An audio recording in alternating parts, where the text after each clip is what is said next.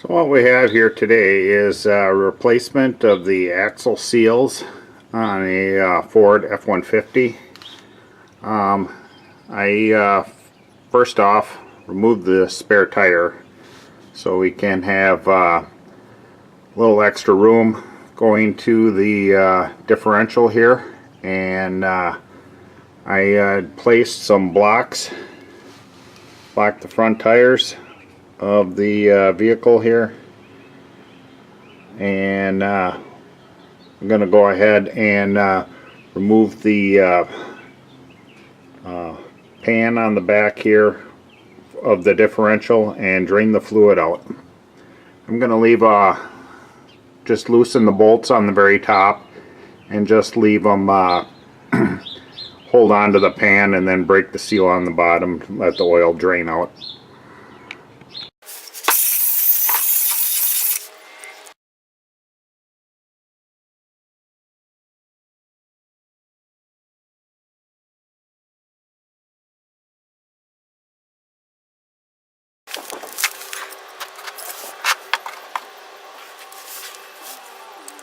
Next, what we'll do is take and jack up the back end and support the rear axle with some jack stands, and we'll go ahead and do that next.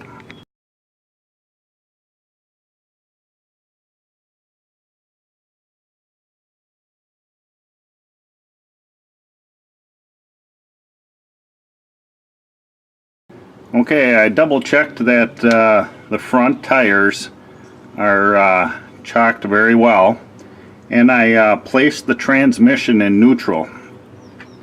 Now I'm going to rotate the tires until this pin is towards the back, and there is a bolt that we can remove to remove that pin.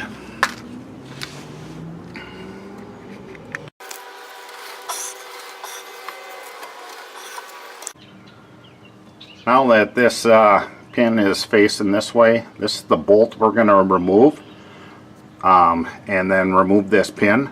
But before we do that, we're going to go ahead and remove the tires from both sides of the vehicle. Next, what I'm going to do is remove this caliper here. There's two bolts. I'm going to go ahead and put a screwdriver in here and wiggle it around, compress the piston a little bit, then remove it from there, and then set it up here on the leaf spring so it doesn't have tension on the rubber hose.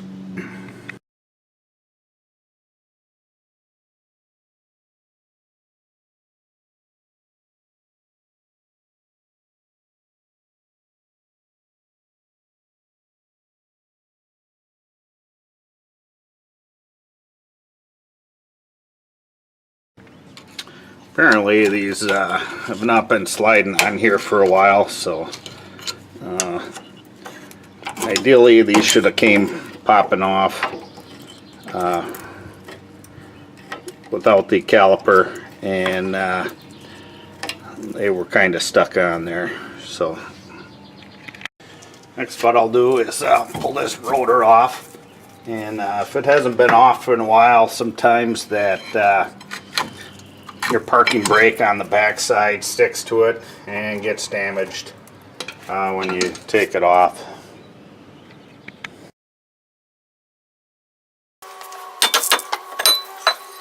I don't know how well the camera's picking this up, but that is all over the e-brake, and very sealed down there. Yeah, that's where it's leaking from, and we really should replace these, and if you don't, you should at the very least clean them up very, very well with some brake clean.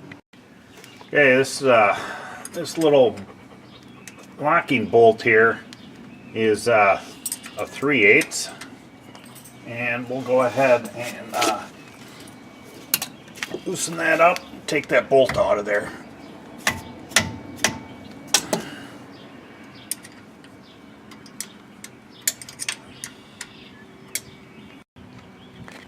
Okay, take this this bolt out here. It's a special bolt, so you want to put that to the side, you don't lose it.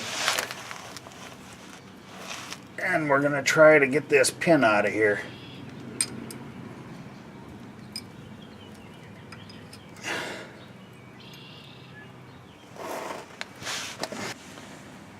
Okay, this is the pin we extracted. Now you want to look it over good, make sure it's not too gouged up. Next, what we're going to do is take this axle and then push it in, just like that. We'll go underneath there and remove the clip. It's going to be hard to see.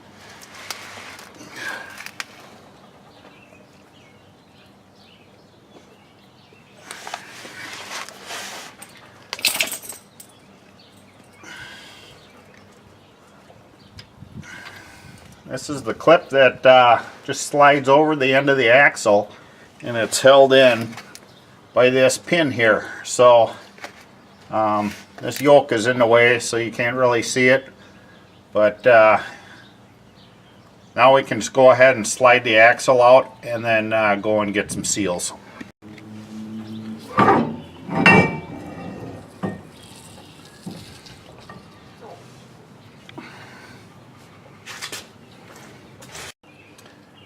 What I'm going to do, I don't have a seal puller, so I'm just going to use a little pry bar.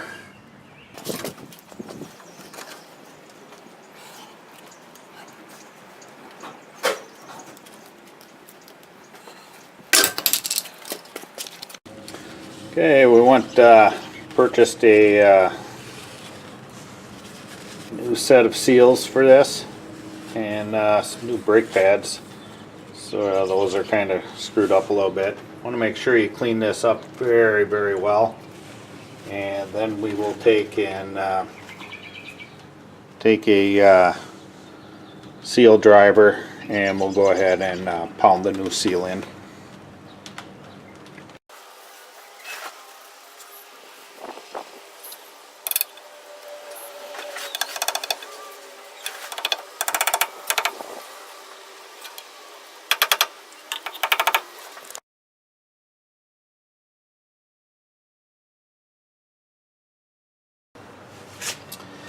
Okay, I cleaned this surface area up here.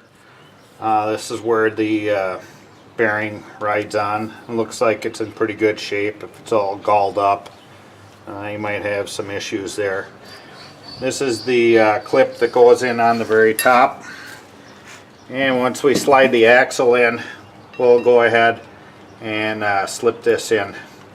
And there's a little O-ring on here that helps keep it in place on the very top here. And what we'll do is we'll go ahead and lubricate it with some gear lube for the axle. We'll go ahead and squirt it all in there so it slides in easy, and then squirt some on top here where it'll have that little C-clip fit on there better.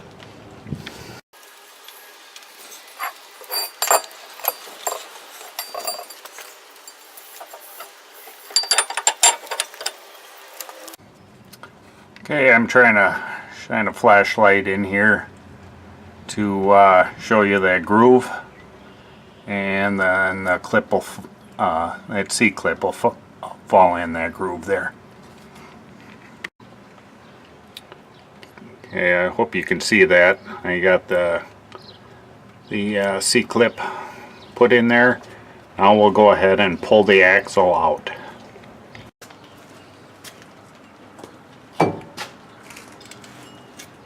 Now that that's locked in, now we'll go ahead and do the other side.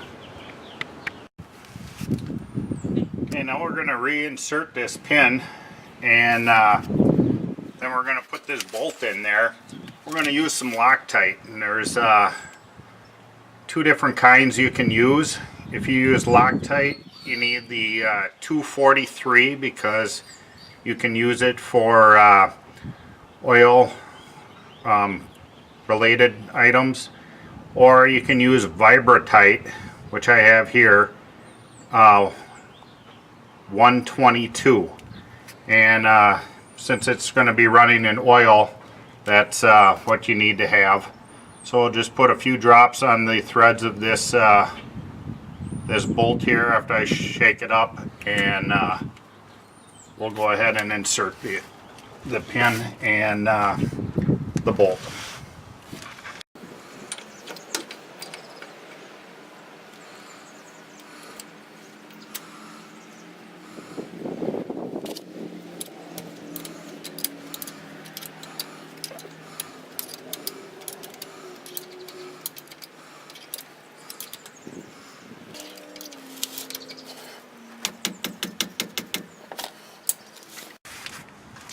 Next, what we'll do is we'll put some rags around all this stuff here, and then clean this surface off, and then we're going to put some RTV on the pan that goes on there, and we're going to go on the inside of all the bolt holes, and then we'll go ahead and let this thing dry here for a little bit, and then we'll go ahead and bolt our cover on.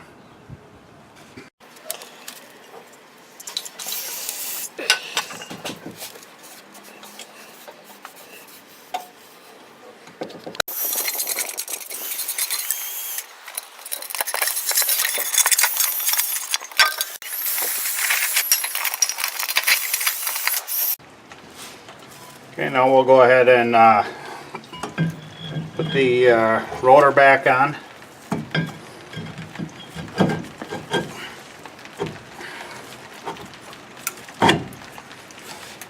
Then we'll put the caliper on. We put some blue brake pads on there. On this side here, this is the passenger side. It'll hook up on here and then slide on down.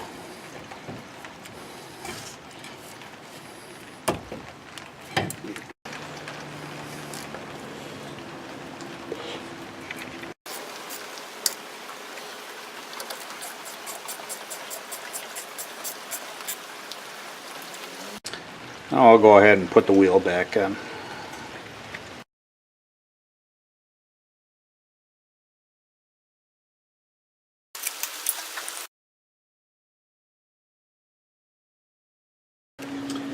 So we'll take some RTV. You want to have the oil resistance type of that, and we will go and put a generous bead on here all the way around the inside of the bolt holes.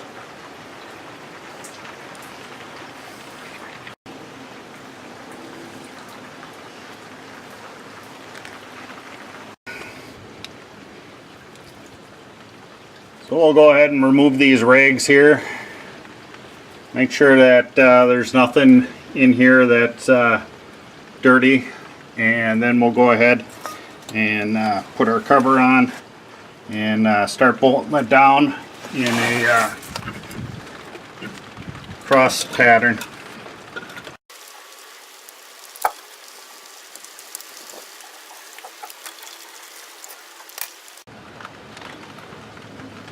I'm going to just tighten these up until this stuff starts oozing out a little bit, and I'm going to call her good then.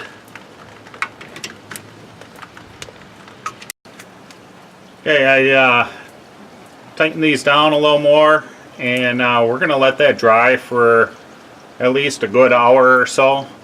In the meantime, we'll take and jack the vehicle up, make sure it's back in park, and we'll pull the jack stands out and get it back on the ground. Once it's dry, we'll go ahead on the other side of this pumpkin here, we'll go ahead and fill it up with the gear lube. Now that it's back on the ground, we'll go ahead and check our lugs for torque. We'll also step on the brake pedal a few times, make the caliper expand since we removed the brake calipers. make sure our brakes are nice and firm, and we'll go ahead and fill it up with the recommended amount of differential fluid. Okay, it's been a couple hours since we installed the differential cover, and that RTV should be dry. I went and I took a wire brush and then cleaned off around the fill hole there. What we'll be filling this one with is 3.5 quarts of 75W140 full synthetic gear oil, and when it's full it will be running out of this hole here, and when it stops running out we'll reinstall the plug, and then we're done.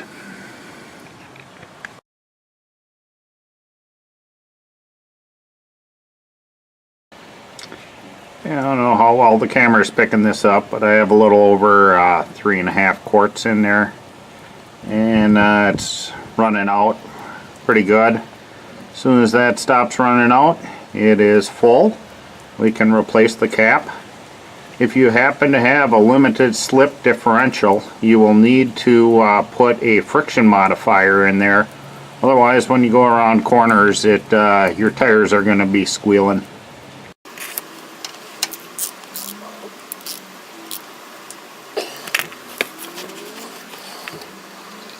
Okay, quick look under here, and looks all dry.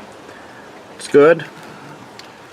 Place my spare tire here, and all ready to take it for a test drive.